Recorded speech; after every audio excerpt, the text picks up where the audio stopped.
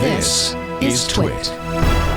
There's a new report from Bloomberg, from Mark Gurman over at Bloomberg, came out on April 9th. And one of the things that's been talked about is how Apple appears to be continuing its efforts to discourage unionization.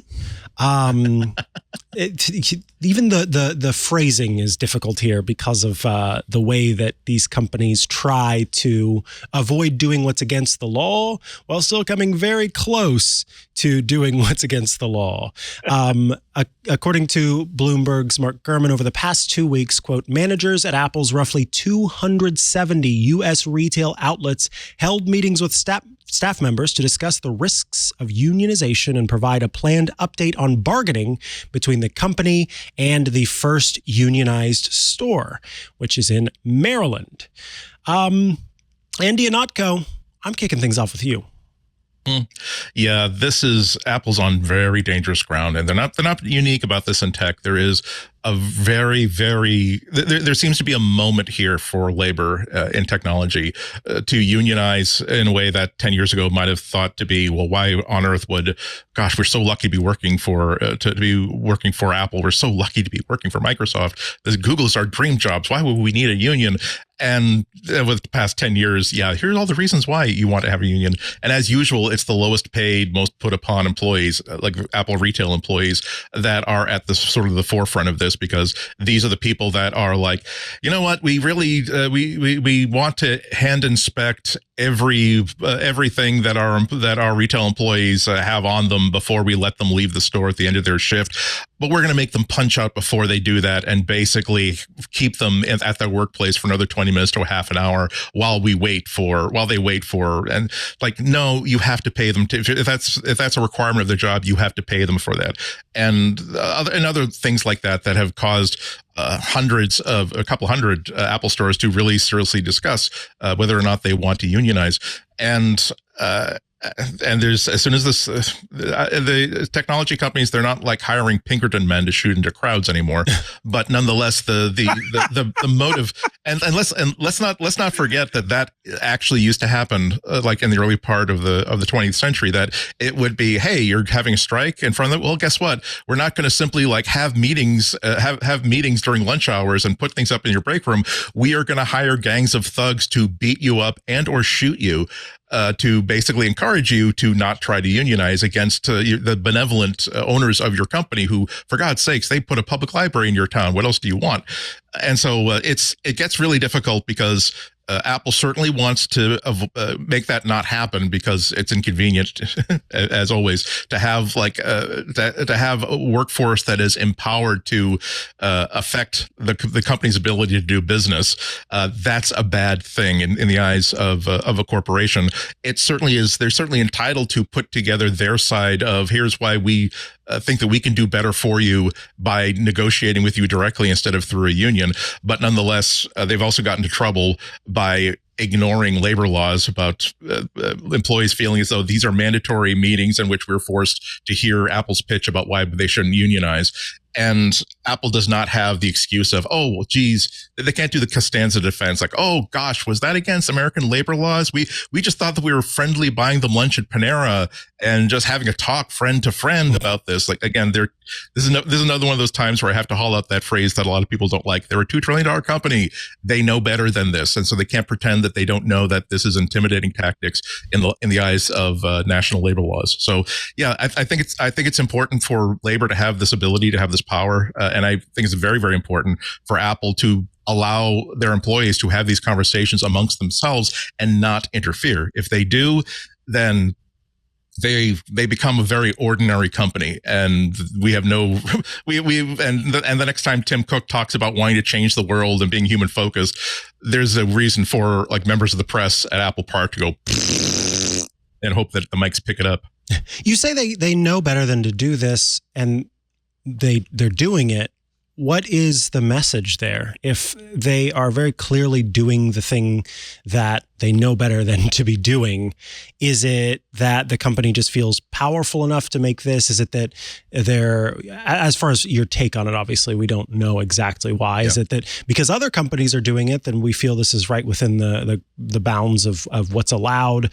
Is it just a thing that every company who hears the sound of unionization screaming down the halls does?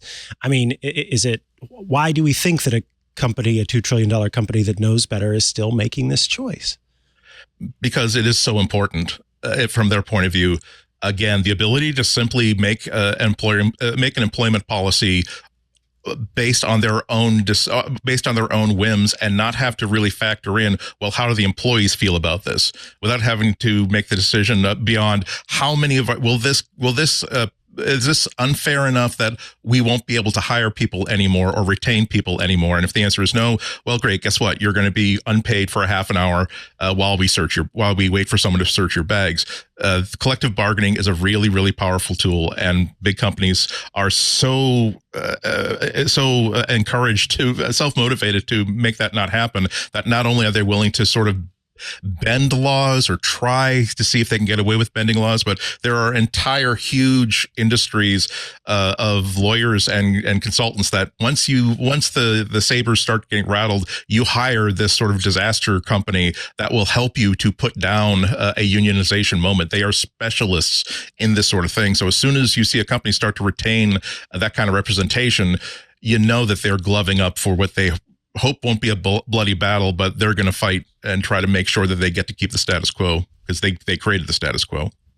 Any other thoughts on Apple's choice here to sort of attempt to inform people of why unionization might not be a good thing for them? Right. The phrase, Mikah, you're searching for is to discuss the risks of unionization. There we go. It feels like a high school safe sex lecture, kind of like, look, we're not telling you not to have sex because we legally can't do that, but we can show you pictures of diseases, and you make up your own mind. No, fine. I mean, you do whatever you want, but look at the picture. I think it is. I mean, Andy said it. Your question about why.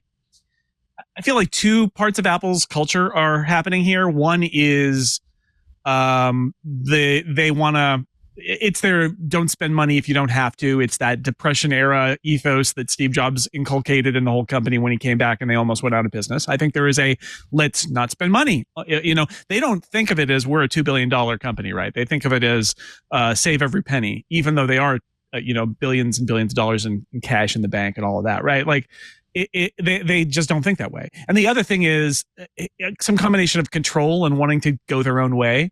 I think that feeds into this too, which is we don't want to talk to a union. I'm not even sure if it's entirely motivated by we just want to be cheap and have control over our employees. I think it's partially that, but I think partially it's, don't make us negotiate with a union and have to like, we want to break rules and do things in a new way that is going to be great for everybody. Right, exactly. I mean, I think they would say not that it favors us. They'd say, it favors our customers. But, if you think about Apple sort of placing things as on that hierarchy of what's important to Apple, what's important to the customers, and then what's important to its developers, I think you could also put its retail employees down in that level of the hierarchy where they're much more concerned about their experience and the customer experience than they necessarily are with the employees in the retail stores. And I don't think they have an adversarial relationship with them, but I think that culturally you can see the switches in Apple's personality, corporate personality, that would end up manifesting in a way like this, which is just, plus, I mean, they've got lawyers on their staff who are like, I got union busting 101 right here. Did I say union busting out loud? I meant encouraging employees not to form unions 101. I've got that book right here. We can use it. Yeah, and the thing is that it is hard for companies when unions come in. I used to be part of a union, so I'm pretty familiar with it.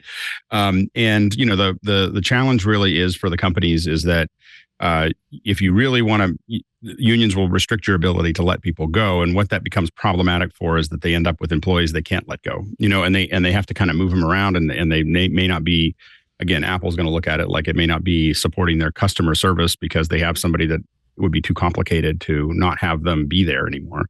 And so I think that's part of it. I think also, obviously it's going to make everything more expensive, so that they're doing it. And the problem with unions sometimes that companies look at is that once you're in a union contract, what does the union have to offer you? It's not the status quo. It is that every time there's a contract negotiation, you're going to get more, and so they're going to keep on ratcheting that up. So companies look at that trajectory, and it's very easy for them to calculate that over this many years, it'll be worth not having that happen. So I think companies look at it from that perspective.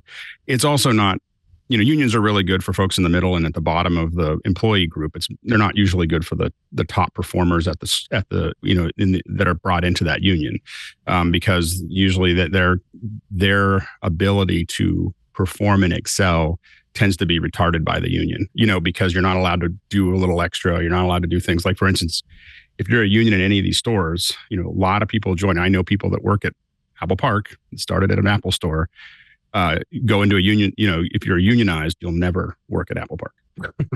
And so the thing is that Apple will never say that. And they may say the same thing, like, look over there. But everything's very subjective. And I'm not saying that this is the way it should be. I'm just saying that this is the way it is. A company will never take a union person and put them into the headquarters because they view unions as viruses. And so the thing is that so they're going to keep you sectioned off. If you work at a union store, you'll work at that union store. You'll never transfer to another store. You'll never transfer, there's a bunch of things. That's what they're trying to, when they say we're educating you on what it is and we can't tell you what the problems are, what they're insinuating is, this is the only store you'll ever work at, and so those are the kind of things that I think that we have a nuanced view of understanding why Apple does that. Whether they do it or not is going to be up to the employees in the end. I mean, they're going to vote on whether they do it. I think that the reason that we're having these conversations is because Apple has not been very good at taking care of their employees. Mm-hmm. So I think that's the underlying problem is exactly what Andy talked about. You have to stand there on your own time and get checked out. You have to do this. The best way for Apple, if they really want to not have unions, is to make sure that their employees are super excited about being there. And so the thing is that, so customer service for their employees is their number one way out of this. And the reason that there are stores that are unionized is because Apple wasn't paying enough attention to that one piece of the puzzle. So I think that Apple needs to pay a lot more attention to that as they move forward. And that's going to be the easiest way to do it, other than the strong arming tactics that they've used so far. This episode of Tech Break is brought to you by ACI Learning. Certificates open doors to entry-level IT positions and promotions for those already in the field. CompTIA courses with IT Pro from ACI Learning make it easy to go from daydreaming about that career in IT to launching it. Visit go.acilearning.com/twit to learn how you can elevate your skills.